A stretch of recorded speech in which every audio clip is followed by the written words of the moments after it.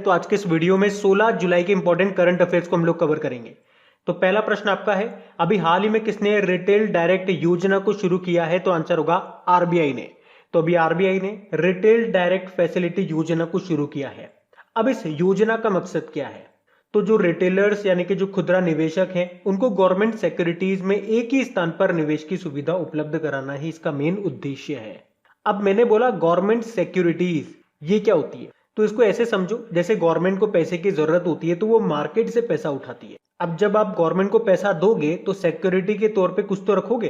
तो government security के तौर पे कागज आपको देती है जिसमें लिखा होता है कि कितना पैसा उसने लिया, कितने ब्याज पे लिया और कितने महीनों के लिए लिया। तो अगर वो पैसा, अगर वो लोन 1 साल से कम के लिए लिया जाता है तो इस तरह की सिक्योरिटी को ट्रेजरी बिल कहते हैं। और 1 साल से ज्यादा के लिए लिया जाता है तो उसे सरकारी बॉन्ड या डेट सिक्योरिटी कहा जाता है। याद रखना, जो केंद्र सरकार होती है वो ट्रेजरी बिल और डेट सिक्योरिटीज ये दोनों जारी कर सकती है, लेकिन जो राज्य सरकारें होती है वो सिर्फ डेट सिक्योरिटीज ही जारी कर सकती है।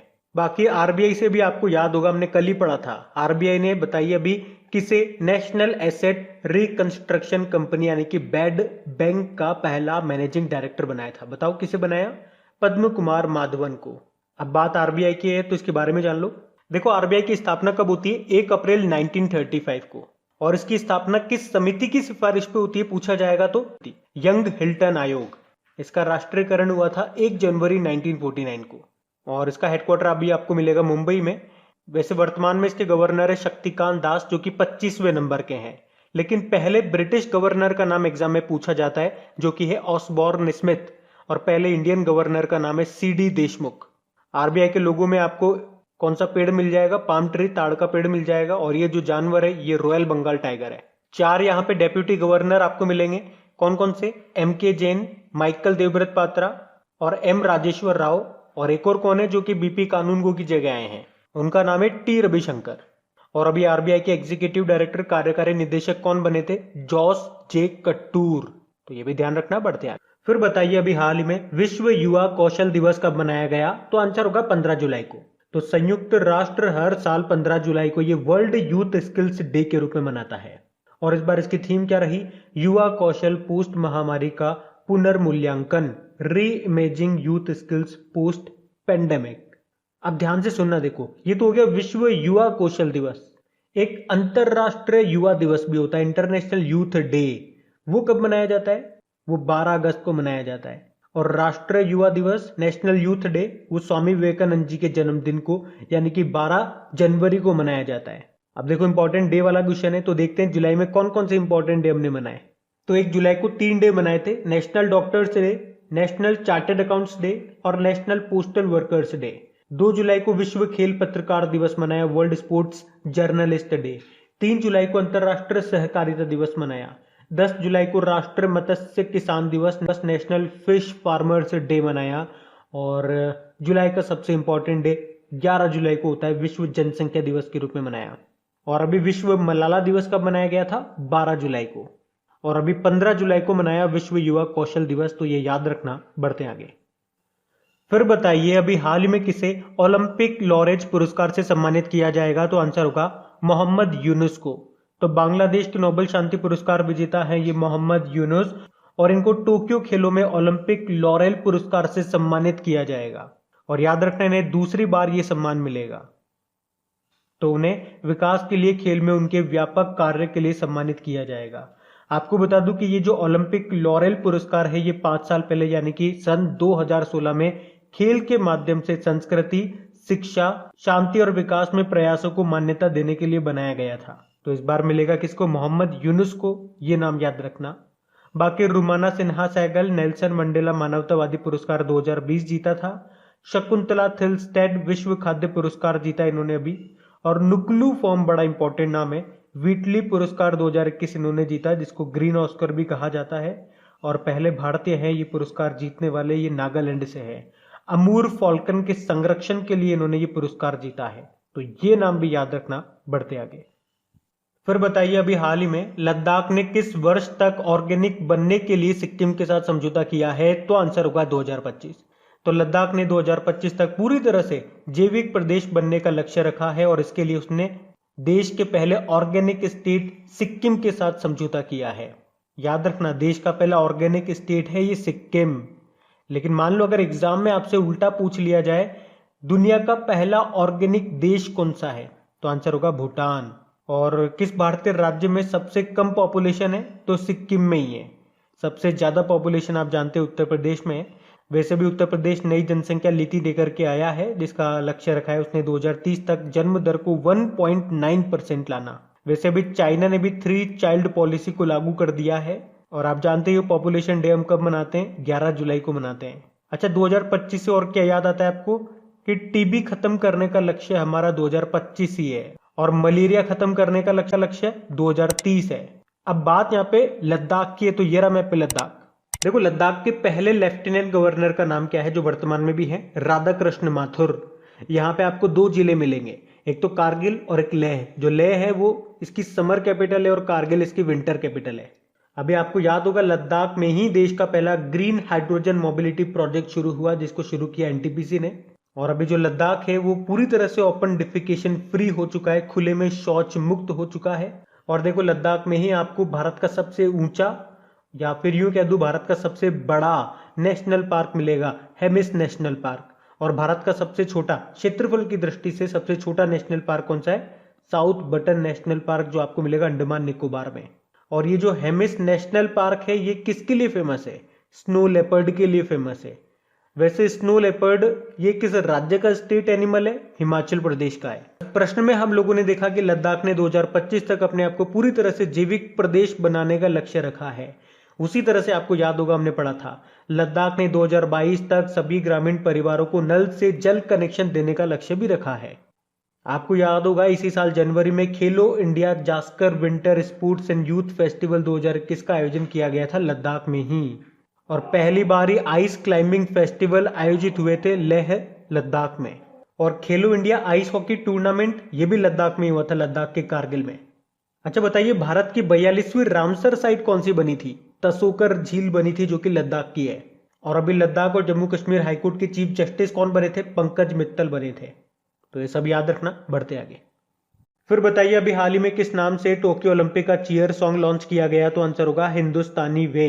तो अभी गायिका अनन्या बिरला ने AR रहमान के साथ मिलकर के टोक्यो ओलंपिक के लिए तैयार भारतीय खिलाड़ियों के लिए हिंदुस्तानी वे नाम से एक चीयर सॉन्ग को लॉन्च किया है। अभी टोक्यो ओलंपिक गेम्स ये शुरू हो रहे हैं अभी 23 जुलाई को, जो चलेंगे 8 अगस्त तक। और याद रखना, भारत की तरफ से 228 मेंबर का दल यहाँ पे पार्टिसिपेट कर रहा है, जाने वाला है यहाँ पे, जिसमें से 119 खिलाड़ी होंगे। 228 में से खिलाड़ी कितने होंगे, 119 हैं जो इसमें पार्टिसिपेट कर रहे हैं। और उनमें से भी पुरुष और महिलाओं की बात करेंगे तो 67 तो मेल हैं और महिला खिलाड़ी हैं 52। अच्छा देखिए, टोक्यो ओलंपिक से कुछ इंपॉर्टेंट नाम मैं आपको बता देता हूँ, वो आपको याद रखने हैं। एक तो दीपक काबरा का नाम याद रखना, क्योंकि ओलंपिक में पहले भारतीय जिम्नास्टिक जज बने हैं ये। एक पवन सिंह का नाम याद रखना, ओलंपिक में पहले भारतीय ज्यूरी के रूप में इनको चुना गया है। अशोक कुमार का नाम याद रखना, टोक्यो ओलंपिक में कुश्ती में एम्पायरिंग करने वाले एकमात्र भारतीय हैं ये। कर्नम मालेश्वरी का आप नाम जानते ही हो, ओलंपिक में पदक जीतने वाली पहली भारतीय महिला थी, ये वेटलिफ्टर थी। और इनका नाम अभी न्यूज में भी था, दिल्ली के खेल यूनिवर्सिटी की पहली वाइस चांसलर ये बनी है। उसके अलावा 2 इंपॉर्टेंट पॉइंट कि टोक्यो ओलंपिक का उद्घाटन समारोह में ध्वजवाहक कौन होंगे, 2 जने होंगे। एक तो हमारी बॉक्सर है MC मैरी कॉम, और हमारे पुरुष हॉकी टीम के कप्तान मनप्रीत सिंह हैं। जबकि समापन समारोह में ध्वजवाहक रहेंगे पहलवान बजरंग पूनिया। उससे भी ज्यादा इंपॉर्टेंट, मरियप्पन थंगावेलु का नाम टोक्यो पैरालंपिक के लिए ध्वजवाहक चुने गए हैं ये। अच्छा, एक और क्वेश्चन का जवाब दो कि ओलंपिक खेलों के लिए क्वालिफाई करने वाले अभी पहले ट्रांसजेंडर का नाम क्या है, तो आंसर होगा लॉरेल हब्बार्ड, न्यूजीलैंड की है ये और वेटलिफ्टर है, महिला कैटेगरी में खेलेंगी इस बार। बाकी इंटरनेशनल ओलंपिक कमेटी, इसका हेडक्वार्टर आपको मिलेगा कहाँ पे, लुज़ैन स्विट्जरलैंड में। अध्यक्ष इसके थॉमस बक हैं। और आपसे पूछा जाए कि इंटरनेशनल ओलंपिक डे कब मनाते हैं, 23 जून को मनाते हैं, ये याद रखना। पढ़ते हैं आगे। फिर अगला प्रश्न है, अभी हाल ही में भारत ने किस देश में भीम UPI को लॉन्च किया है, तो आंसर होगा भूटान में। हमारी जो वित्त मंत्री फाइनेंस मिनिस्टर है निर्मला सीतारमण जी, उन्होंने भूटान में भीम UPI सेवाओं को शुरू कर दिया है। अच्छा, भीम UPI का फुल फॉर्म क्या हो गया, भीम मतलब हो गया Bharat interface for money, UPI मतलब हो गया यूनिफाइड पेमेंट इंटरफेस, मतलब अब भूटान में आप डिजिटल ट्रांजैक्शन में इसका उपयोग कर सकोगे भीम यूपीआई का। और इसे किसने बनाया है? NPCI, national payment corporation of India ने। और एनपीसीआई ने ही रुपे कार्ड को भी जारी किया था। और क्या रुपे कार्ड को भूटान में लॉन्च किया जा चुका है? हाँ, हम कर चुके हैं लॉन्च भूटान में इसे। और अब भूटान में भीम यूपीआई को लॉन्च किया गया है। और याद रखना, सिंगापुर के बाद भूटान दूसरा देश बन गया है इसे लॉन्च करने वाला। अब बात भूटान की है तो ये रहा मैप में भूटान। भूटान की कैपिटल क्या है? थिम्पू है। करेंसी है नगल्ट्रम और प्रधानमंत्री है लोटे त्शरिंग। बढ़ते आगे। फिर बताइए, अभी हाल ही में किस राज्य ने लेमरू हाथी अभयारण्य के क्षेत्र में कटौती की है? तो आंसर होगा छत्तीसगढ़। तो देखो, पहले तो ये याद रखना कि ये लेमरू हाथी अभयारण्य है कहां पे? ये कोरबा छत्तीसगढ़। और अभी ये चर्चा में क्यों है? तो अभी छत्तीसगढ़ सरकार ने लेमरू हाथी रिजर्व क्षेत्र का जो एरिया है वो पहले था 1995 किलोमीटर स्क्वायर, अभी उसे घटा करके 450 किलोमीटर स्क्वायर तक रखने का प्रस्ताव दिया है। इसीलिए यह अभी चर्चा में है। तो यह आपका डायरेक्ट स्टैटिक प्रश्न बन सकता है कि लेमरू हाथी रिजर्व कहां पर है? छत्तीसगढ़ में है। अच्छा चलो बताओ, प्रोजेक्ट एलिफेंट ये कब लॉन्च हुआ था? 1992 में। और अगर आपसे पूछा जाए प्रोजेक्ट टाइगर ये कब लॉन्च हुआ था? 1973 में। बाकी अंतरराष्ट्रीय हाथी दिवस हम मनाते हैं कब? 12 अगस्त को। 12 अगस्त को हम इंटरनेशनल यूथ डे भी मनाते हैं। और हाथी किन किन राज्यों का स्टेट एनिमल है? तो कर्नाटक का है, केरल का है और झारखंड का है। और आपको बता दूं, वैसे छत्तीसगढ़ में ही आपको Achanakmar tiger reserve, Indravati tiger reserve, Sitanadi Udanti tiger reserve और अभी गुरु घासीदास टाइगर रिजर्व, ये छत्तीसगढ़ का चौथा टाइगर रिजर्व बना है। छत्तीसगढ़ सरकार ने वीरनी पुरस्कार किसको दिया था? दूती चंद को दिया था। और अभी दूती चंद के ऊपर एक बुक भी हम लोगों ने पढ़ी थी, fiercely female the Dutee Chand story, जिसको लिखा है सुंदीप मिश्रा ने। अच्छा एक काम करिए, आप मैप में देखिए छत्तीसगढ़ को। ये रहा मैप में छत्तीसगढ़। देखो, छत्तीसगढ़ की कैपिटल रायपुर है। यहाँ के मुख्यमंत्री हैं भूपेश बघेल और गवर्नर है अनुसुईया उइके। अभी छत्तीसगढ़ ने ही महतारी दुलार योजना को शुरू किया था। और अभी छत्तीसगढ़ के रायपुर में ही Indus best mega food park का भी उद्घाटन किया गया। और छत्तीसगढ़ के जो पहले मुख्यमंत्री थे अजीत जोगी, उनका भी निधन हो गया। इसके अलावा हमने पढ़ा था मनरेगा के तहत छत्तीसगढ़ राज्य रोजगार प्रदान करने के मामले में देश में पहले स्थान पर रहा था। छत्तीसगढ़ ने ही कौशल्य मातृत्व योजना को शुरू किया। और भारत का पहला एथेनॉल प्लांट की स्थापना की जाएगी छत्तीसगढ़ में ही। छत्तीसगढ़ में ही पढ़ाई तुहार पारा योजना को शुरू किया गया था। और इसी तरह से छत्तीसगढ़ सरकार ने पढ़ई तुहर द्वार पोर्टल को भी लॉन्च किया था। और छत्तीसगढ़ सरकार ने राजीव गांधी किसान न्याय योजना को भी शुरू किया था। और याद रखना, भारत का पहला गार्बेज कैफे खुला है छत्तीसगढ़ के अंबिकापुर में। बढ़ते आगे। फिर बताइए, Urdu poets and writers James of Deccan नाम की बुक को किसने लिखा है? तो आंसर होगा J.S. इफ्तिखार ने। तो हमारे जो उपराष्ट्रपति है M. वेंकैया नायडू जी, उन्होंने वरिष्ठ पत्रकार J.S. इफ्तिखार के द्वारा लिखी पुस्तक Urdu poets and writers James of Deccan प्राप्त की है। और इस बुक में हैदराबाद के संस्थापक मोहम्मद कुली कुतुब शाह के समय से लेकर वर्तमान समय तक दक्कन की समृद्धि, साहित्य और सांस्कृतिक परंपराओं की चर्चा की गई है।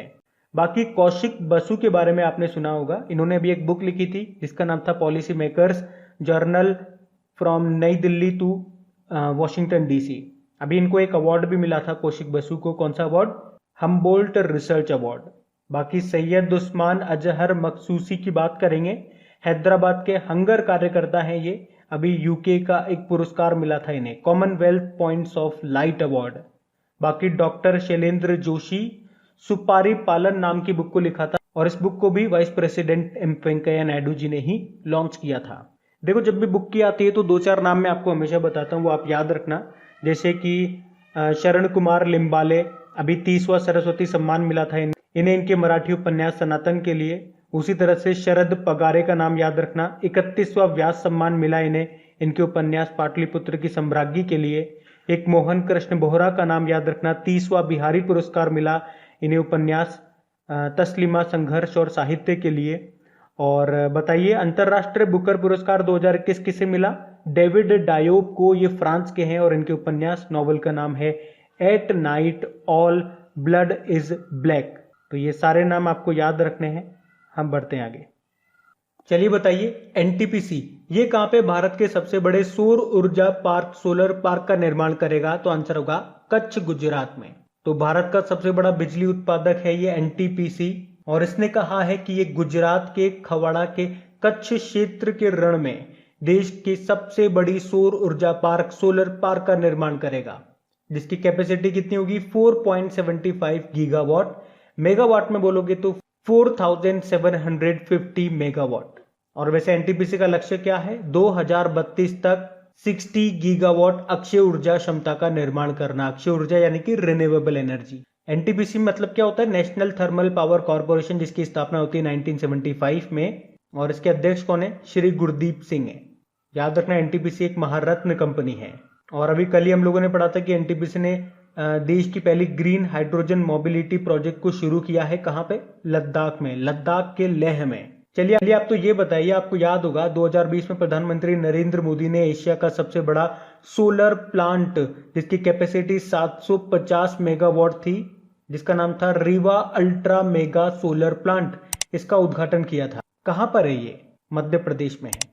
और बताइए भारत का सबसे बड़ा सोलर ट्री ये कहां पे स्थापित किया गया? दुर्गापुरा में, जो कि है पश्चिम बंगाल में। और भारत की पहली इलेक्ट्रिक व्हीकल सिटी ये कौन सी है? केवड़िया, गुजरात। और अगर आपसे पूछा जाए कि दुनिया का पहला देश कौन सा बन गया ऑटोमेटिक कार्स को परमिशन देने वाला, तो आंसर होगा यूके। तो ये आप ध्यान रखना। बढ़ते आगे।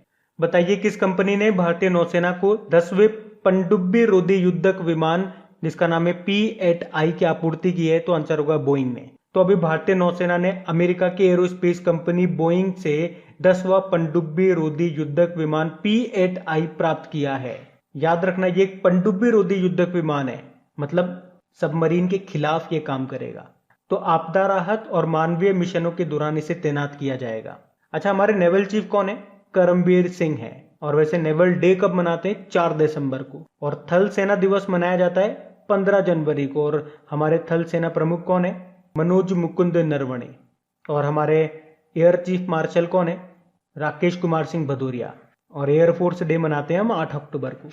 अच्छा, ये डिसॉल्ट कंपनी आपने सुना होगा इसके बारे में, ये फ्रांस की कंपनी है और ये ही हमें राफेल बना बना के दे रही है। और भारत में राफेल को कहां से शामिल किया गया था हमारी सेना में? अंबाला एयरबेस, जो आपको मिलेगा हरियाणा में। और फ्रांस की ये एक और कंपनी है अल्टेसॉम, इसकी मदद से ही तो हमने वो 12,000 हॉर्स पावर का जो रेलवे इंजन था वो बनाया था। कहां पे बनाया था वैसे? बिहार की मधेपुरा रेल कोच फैक्ट्री में। तो ये भी ध्यान रखना। बढ़ते आगे। फिर बताइए अभी हाल ही में इजराइल में दूतावास खोलने वाला पहला खाड़ी देश कौन सा बन गया है? तो आंसर होगा यूनाइटेड अरब अमीरात। तो अभी यूनाइटेड अरब अमीरात ने इजराइल की तेल अवीव में पहला दूतावास खोल दिया है। और आपको बता दूं कि अभी तक खाड़ी के किसी भी देश का इजराइल में कोई दूतावास नहीं था। तो अब यूनाइटेड अरब अमीरात पहला खाड़ी देश बन गया है इजराइल में दूतावास खोलने वाला। दूतावास यानी कि एम्बेसी। अब बात यहाँ पे यूनाइटेड अरब अमीरात की है, तो ये रहा मैप में यूएई। देखो इसकी कैपिटल अबू धाबी है। याद रखना इंटरनेशनल रिन्यूएबल एनर्जी एजेंसी का हेडक्वार्टर भी यहीं पर मिलेगा। करेंसी दिरहम में है। प्रेसिडेंट है शेख खलीफा बिन जायद अल नयान। और यूनाइटेड अरब अमीरात में ही अरब क्षेत्र का पहला परमाणु रिएक्टर शुरू हुआ है, जिसका नाम है बराका न्यूक्लियर पावर प्लांट। अभी आपको याद होगा यूनाइटेड अरब अमीरात ने ही पहली बार किसी महिला को अंतरिक्ष यात्री के रूप में चुना है। क्या नाम है उनका? नूरा अल मातूसी। और आपको याद होगा अभी 2021 की जो एशियन बॉक्सिंग चैंपियनशिप है ये दुबई में ही आयोजित की गई थी। और यूनाइटेड अरब अमीरात का गोल्डन वीजा प्राप्त करने वाले पहले भारतीय अभिनेता कौन बने थे? संजय दत्त बने। उसके अलावा शेख जायद बुक पुरस्कार जीतने वाली पहली भारतीय महिला बनी थी डॉक्टर ताहिरा कुतुबुद्दीन। और इस अवार्ड को ही अरब वर्ल्ड का नोबेल पुरस्कार कहा जाता है, तो ये नाम भी याद रखना। और यूनाइटेड अरब अमीरात के मंगल मिशन का नाम क्या है? Hope mission. और होप पोर्टल ये भारत के किस राज्य का है? तो ये उत्तराखंड का है। और इस साल के जो बचे हुए हमारे आईपीएल है 14वां एडिशन, वो हम कहाँ पे आयोजित करने वाले हैं? अब यूनाइटेड अरब अमीरात में। फिर बताइए अभी हाल ही में यूनिसेफ के प्रमुख जो हैं उन्होंने इस्तीफा दे दिया। नाम पूछा जा रहा है यूनिसेफ की प्रमुख का नाम बताओ, तो आंसर होगा हेनरिटा एच4। तो आप जानते हो यूनिसेफ की एग्जीक्यूटिव डायरेक्टर थी ये हेनरिटा एच4, जिन्होंने अभी स्वास्थ्य मामलों का हवाला देते हुए इस्तीफा दे दिया अपने पद से। 2018 में तो ये यूनिसेफ की प्रमुख बनी थी और ये यूनिसेफ की प्रमुख बनने वाली पहली महिला भी थी। और पहली महिला से आपको याद आना चाहिए, वर्ल्ड ट्रेड ऑर्गेनाइजेशन की पहली महिला डायरेक्टर जनरल कौन है? ये नाइजीरिया से हैं और इनका नाम है एनगोजी ओकोंजो-इवेला। इनका नाम याद रखना। बाकी एंटोनियो गुतेरेस यूनाइटेड नेशन के डायरेक्टर जनरल हैं ये तो। थॉमस बक ये इंटरनेशनल ओलंपिक कमेटी के अध्यक्ष हैं और डेविड मालपास वर्ल्ड बैंक के अध्यक्ष हैं ये। यूनिसेफ मतलब होता है United Nation children's emergency fund और इसकी स्थापना होती है 1946 में। न्यूयॉर्क में हेडक्वार्टर है और अभी तक इसकी हेड थी कौन? Henrietta H Ford. तो बात करेंगे कल की वीडियो में पूछे गए प्रश्न के उत्तर की। तो कल के वीडियो में आपसे क्या पूछा था कि नेपाल के नए प्रधानमंत्री कौन बन गए? तो आंसर होगा शेर बहादुर देउबा। आप सभी ने प्रश्न का बिल्कुल सही उत्तर दिया है। और गाइस सेशन अच्छा लगा हो, हेल्पफुल लगा हो तो इस वीडियो को प्लीज शेयर जरूर करना, हेल्प जरूर करना इसे शेयर करके अपने दोस्तों के साथ में। जो भी आपका स्टडी ग्रुप हो गया, जो भी व्हाट्सएप पे या फेसबुक पे या टेलीग्राम पे ग्रुप हो गया, अपने दोस्तों के साथ में इसको शेयर करना मत भूलना प्लीज।